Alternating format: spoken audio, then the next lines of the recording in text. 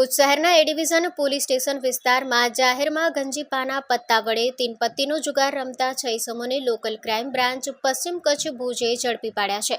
પોલીસે આરોપીઓ પાસેથી કુલ 28,800નો મુદ્દામાલ કબજે કરી તેમની સામે કાયદેસરની કાર્યવાહી હાથ ધરી છે। પોલીસને ખાનગી અને ચોક્કસ બાતમી મળી હતી કે જૂની રાવલવાડી વિસ્તારમાં એક રહેણાંક મકાનના આંગણામાં જાહેર ખુલ્લી જગ્યામાં રૂપિયા પૈસાની હારજીતનું તીનપત્તીનો જુગાર રમાઈ રહ્યો છે।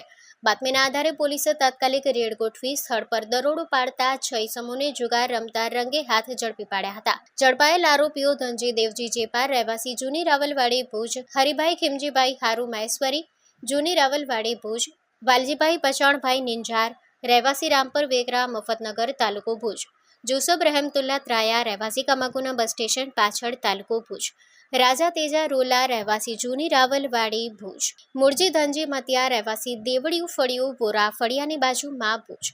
કબજે કરાયેલ મુદ્દામાલમાં રોકડ રૂપિયા 17,300, ગંજીપાનાના પત્તા 52 નંગ, મોબાઈલ ફોન 5 નંગ જેની કિંમત રૂપિયા 11,500।